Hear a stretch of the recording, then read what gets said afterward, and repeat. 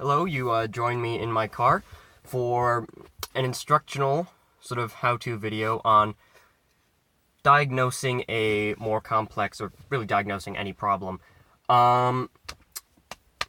So first of all, if you feel something off with your car, a good first thing to do is to Google the sort of symptoms, like the differences you're feeling. Like, for example, let's say every time you go over a bump, you hear a rattle. Usually a good idea before going and researching is to try and find where that noise is coming from. That's usually very important. So, if you hear a noise, and usually what I personally will do and what a lot of other people do if they hear something that's unusual is, if you're playing music, mute it. If you have the AC or the heat going, if you have the fan running, turn that off. If you have friends in the car talking, kindly ask them to be quiet for a moment and try and recreate the noise. Like, for example, I think a couple months ago, I started hearing a slight creak from the rear of my car when going over sort of bits of road that shifted my car quickly from left to right. So, like, going over sort of bump that's shifts you both ways rather than just up and down. And basically I was hearing that coming from the back left of the car. And basically after I went to investigate, I found that some of the bushings, which are basically rubber bits that sit between metal and more metal that hold things together, usually bits of suspension. And I found that the bushings and the bushing mounts, basically the things that hold them in, were pretty corroded. So I replaced those, and that fixed my issue. But first I went onto the forums for my particular car, and I asked the community, hey, I'm hearing this noise when I go over bumps that shift the weight of the car, the suspension, quickly from left to right. What do you guys think it could be? And they kindly and politely explained that it was probably the rear sway bar bushings, which is what it was, because the sway bar deals with load transfer. Basically, when one side of the suspension loads up, which basically means one side of the suspension gets compressed, like when you're making a left turn, the right side of your suspension loads up. And so that's what the sway bar deals with. It adjusts the angle that each wheel is at relative to the ground, so that when the suspension compresses on one side, the wheel on the other side doesn't lift up too much or tuck in or tuck out too much, which would make the car unstable and really isn't what you want. So they kindly explained what that was. If you're experiencing something like a noise from your engine, again, try and replicate the issue. A friend can be helpful, because sometimes it's difficult to really find the source when you're inside the car.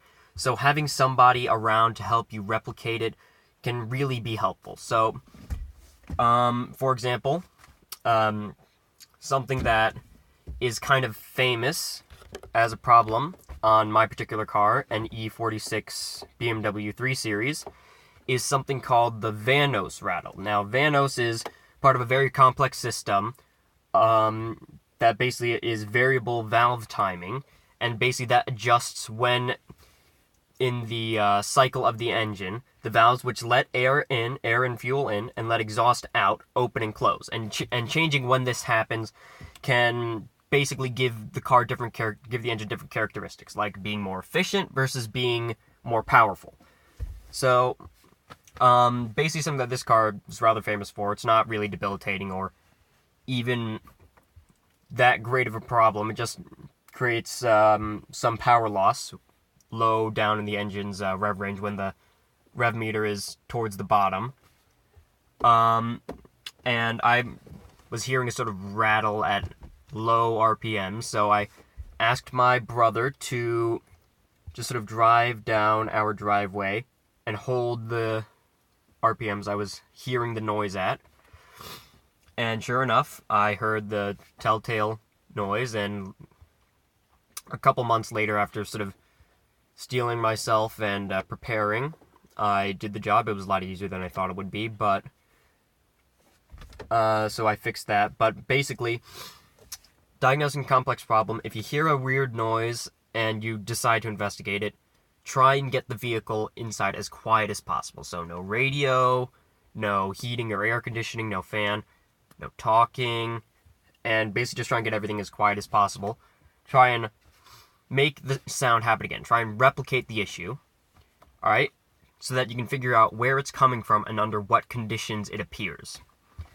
Next, do some research. Google the symptoms you're having, the sort of noises you're hearing, or the things that are different or unusual, and the name of your car, and usually the year or the model number. Like, BMW has an internal naming system. Like, my generation of 3 Series is called the E46, the next one is the E90, the one after that is the F30. So if you can find out what your car's model code is, usually that's pretty easy to find out just with a Google search.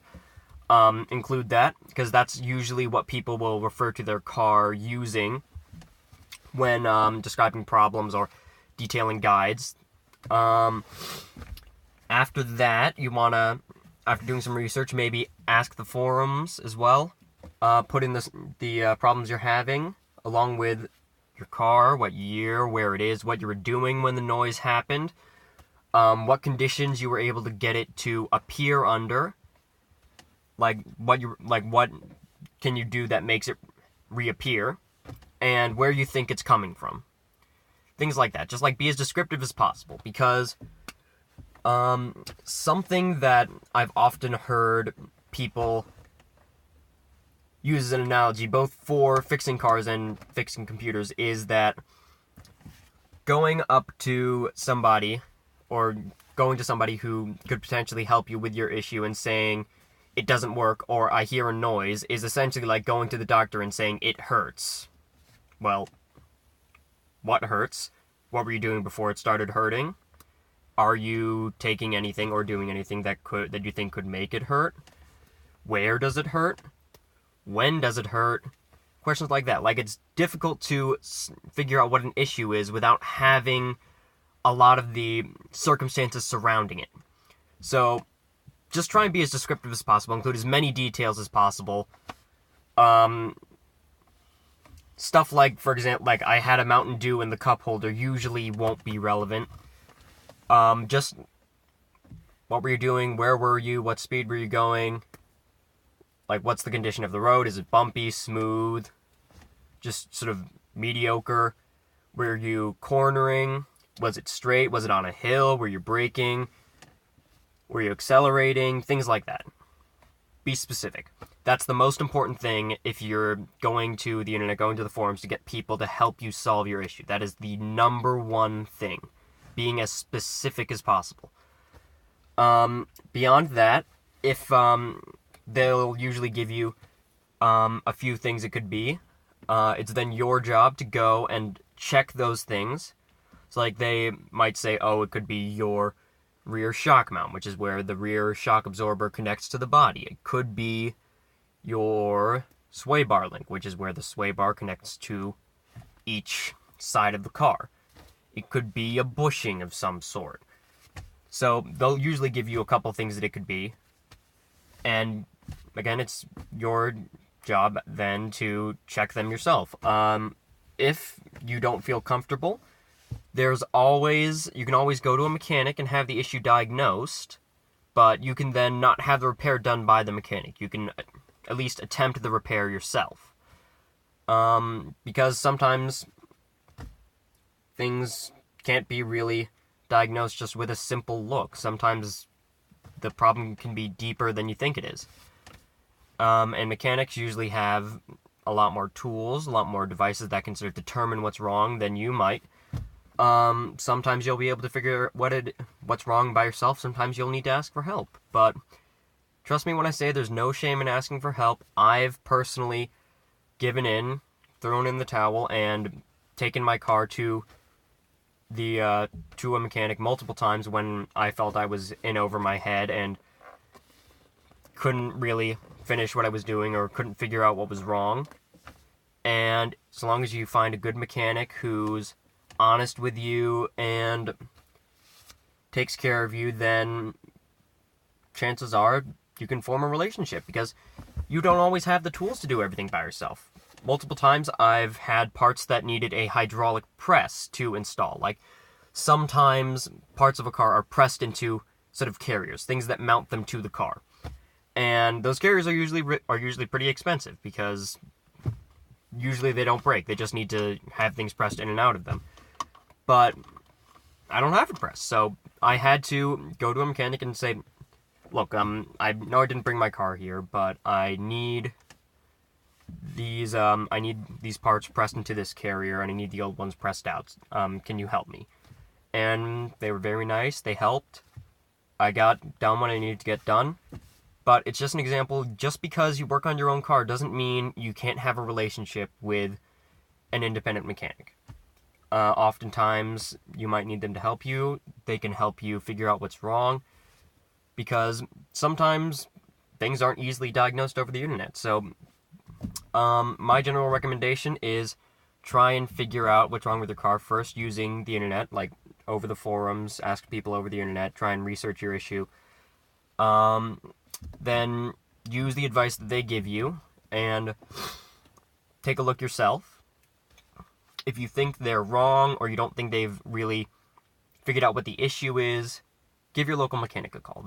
They'll be helpful. Or I personally will be offering my services. I'll help you. I will loan you tools if you need them. I honestly just want to help the community, because I think it's really a travesty that a lot of people don't really work on their cars anymore.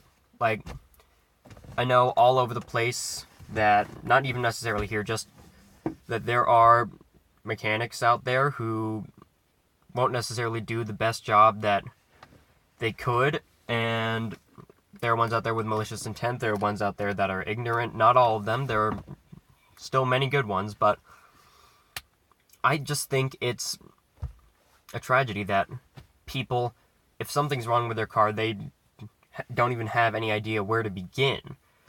I think that the operation of such a complex piece of machinery, and the operation of just something so complex and so technical, should at least require some knowledge of how it works and what can generally go wrong and what that entails. So I really do think that that's an important skill to have. But I know not everybody will really share my viewpoint, but I'm really trying to make it as easy as possible. If you need help, if you need tools, if you need advice, anything, just contact me. I'll be putting my contact information up on the Google site that's going along with this project. And if you need anything, just let me know, and I'll do my best to help you. Thank you.